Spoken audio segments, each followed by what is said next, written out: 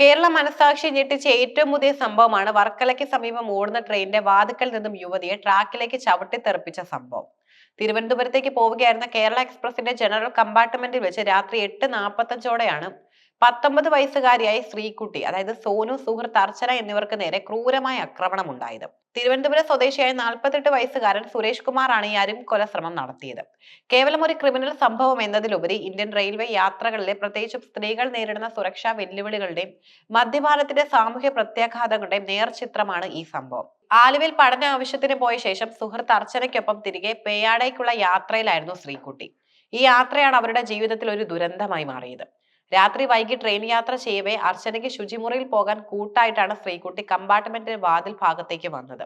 അർച്ചന ശുചിമുറിയിൽ പ്രവേശിച്ചപ്പോൾ ശ്രീകുട്ടി വാതിലിന് സമീപം പുറത്തേക്ക് നോക്കി നിൽക്കുകയായിരുന്നു.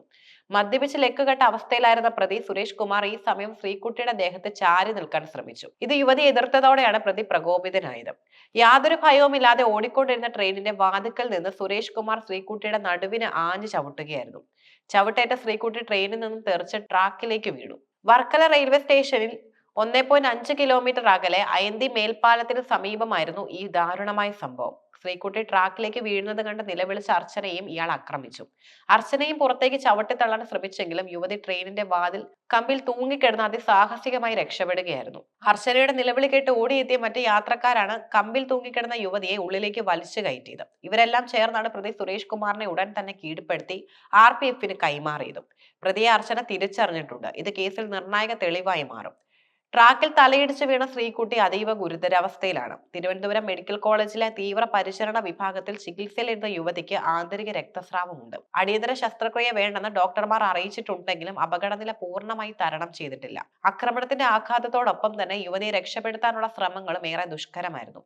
അപകടം നടന്ന സ്ഥലത്ത് ആംബുലൻസ് എത്തിച്ചേരാൻ കഴിയാത്തത്ര ദുർഘടമായിരുന്നു. അയന്തി മേൽപ്പാലത്തിന് സമീപം ട്രാക്കിന്റെ വശത്തു നിന്നാണ് യുവതിയെ കണ്ടെത്തിയത്.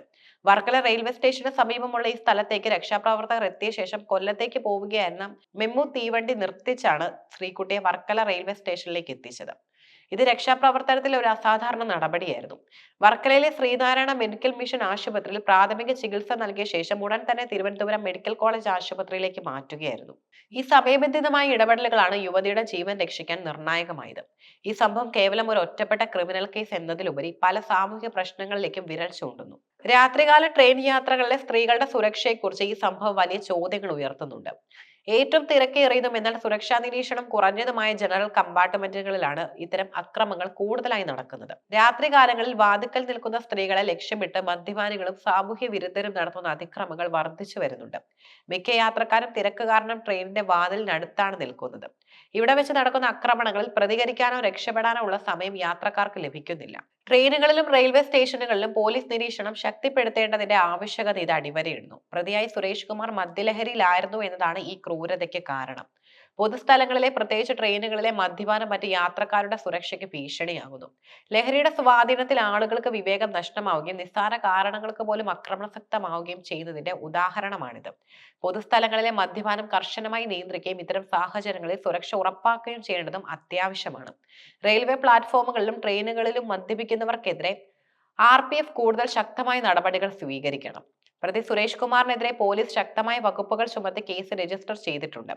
ഓടിക്കൊണ്ടിരിക്കുന്ന ട്രെയിനിൽ നിന്നും യുവതിയെ ചവിട്ടി പുറത്തേക്ക് തള്ളിയിട്ടത് കൊലപാതക ശ്രമമായി തന്നെയാണ് കണക്കാക്കുന്നത്. സുഹൃത്തായ അർച്ചനയെ അപായപ്പെടുത്താൻ ശ്രമിച്ചതിനും യാത്രക്കാർ പ്രതിയെ പിടികൂടി കൈമാറിയതിനും അർച്ചന പ്രതിയെ തിരിച്ചറിഞ്ഞതിനും ശക്തമായ തെളിവുകളുണ്ട്. പ്രതിയെ തടയുകയും പോലീസിൽ ഏൽപ്പിക്കുകയും ചെയ്ത സഹയാത്രികരുടെ ധീരമായ ഇടപെടൽ കേസിൽ നിർണായകമാകും. ഇത്തരം സംഭവങ്ങൾ ആവർത്തിക്കാതിരിക്കാൻ റെയിൽവേയും സർക്കാരും അടിയന്തരമായി ശ്രദ്ധിക്കേണ്ട ചില കാര്യങ്ങളുമുണ്ട്.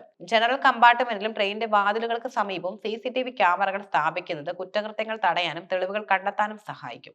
രാത്രികാലങ്ങളിൽ ട്രെയിനുകളിലെ എല്ലാ കമ്പാർട്ട്മെന്റുകളിലും പ്രത്യേകിച്ച് ലേഡീസ് കമ്പാർട്ട്മെന്റുകളിലും ജനറൽ കോച്ചുകളിലും RPF ഉദ്യോഗസ്ഥരുടെ പെട്രോളിംഗ് ശക്തമാക്കണം.